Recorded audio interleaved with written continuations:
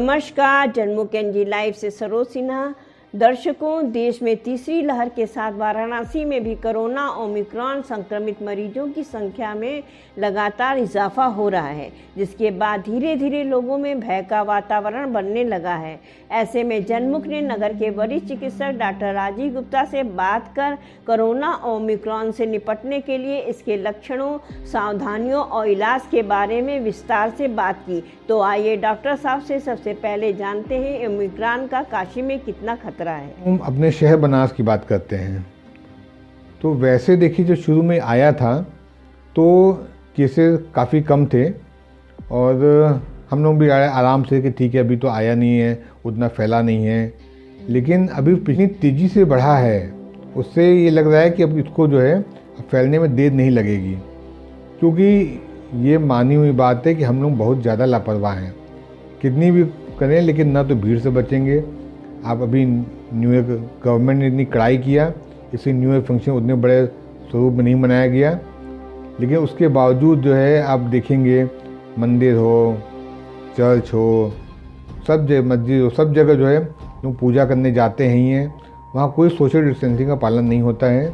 नतीजा ये है कि बहुत तेज़ी से फैलेगा। हमने जैसे पहले बताया, बहुत इन्फेक्शियस है। मतलब ये अगर एक बार बनारस फैलना चालू हो गया, जो कि हो चुका ऑलरेडी, तो पता ही नहीं चलेगा कि गिनती कब जो है 26 की 260 और 2600 और 26,000 हो जाएगी। तो इसलिए हम बनारस वासियों को, इनफैक्ट पूरे देशवासियों को ही, लेकिन जो हम बनारस में हैं तो बनारस वासियों को बहुत ही इसमें सावधान रहने की ज़रूरत है। डॉक्टर साहब, कोरोना ओमिक्रॉन से निपटने में वैक्सीन कितनी कारगर है? तो ये एक अच्छी बात है कि इंडिया में वैक्सीनेशन बहुत ही अच्छे स्तर पे हुआ है और फर्स्ट डोज तो काफ़ी ज़्यादा लोगों को लग चुकी है, सेकेंड डोज भी अच्छा खासा कवरेज हो चुका है। लेकिन ये 2-3 चीज़ याद करने की बात है। जो वैक्सीन से इम्यूनिटी आती है वो कुछ महीनों तक रहती है, उसके बाद एंटीबॉडी कम हो जाती है, इम्यूनिटी कम होना चालू हो जाती है। कुछ टी सेल इम्यूनिटी रहती है, लेकिन वैसे इम्यूनिटी कम होना चालू हो जाती है। तो ये है, मत सोचिए कि आपको दोनों वैक्सीन लग गई है तो आप पहलवान बन गए हैं, आपको ओमिक्रॉन कुछ नहीं कर सकता, ऐसा नहीं है। जब आपकी इम्यूनिटी कम होने लग गई है तो आपको फिर अटैक हो सकता है। तो इसलिए जो वैक्सीनेशन डेल्टा तक में कारगर तो था, लेकिन ओमिक्रॉन में भी कितना कारगर है अभी इस पर कोई स्टडी पूरी आ नहीं पाई है। इस पर स्टडी चल रही है, जल्दी पता भी चल जाएगा, लेकिन तब तक तो हम लोग को उसका बचाव करना ही है। अब जानते हैं बचाव के क्या उपाय हैं।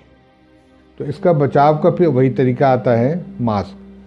देखिए, मास्क हम लोग खाली वायरस के लिए ना सोचें। बेसिकली मास्क, आपको एक बार मान ली वैक्सीन लग गया है तो ऐसा नहीं कि वायरस आपको अटैक नहीं कर सकता। आपको अटैक करेगा, लेकिन उतना सीरियस नहीं आप होंगे, उतना क्रिटिकल नहीं होंगे कि अस्पताल जाने से बच जाएं और घर पे इलाज करके ठीक हो जाएं। लेकिन वायरस आपके अंदर जा सकता है और आपके द्वारा दूसरों को इन्फेक्ट कर सकता है।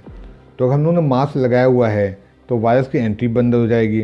जब एंट्री बंद हो जाएगी तो हम दूसरों को इन्फेक्ट भी नहीं कर पाएंगे। तो इससे इसका काफ़ी बड़ा रोल है। प्लस वही बात सोशल डिस्टेंसिंग का है, वही चीज़ जो हम लोग हाथ मिलाते हैं, गले मिलते हैं, मतलब जो चीज़ हम लोग शुरू में कर रहे थे वो हमको पूरे वापस उस पर आ जाना है, तभी जो हम उस पर कामयाब हो पाएंगे। अभी आपने जाना डॉक्टर साहब से बचाव के उपाय। आइए अब जानते हैं कैसे पहचाने कोरोना को। अब जैसे कि अभी आजकल जाड़े का मौसम है, सर्दी जुकाम बुखार लोगों को वैसे भी होता है और ओमिक्रॉन का भी सिम्टम है। तो देखिए, दोनों वायरल बीमारी हैं, इससे सिम्टम मोरलेस सेम होता है, किसी में कुछ ज़्यादा किसी में कुछ कम। तो ये एक तो रूल है कि कहीं भी कोई अगर पेंडेमिक फैलता है तो अगर फिर हम लोगों को अगर उसका कोई भी सिम्टम मिलता है तो हमको उसका टेस्ट करा लेना चाहिए।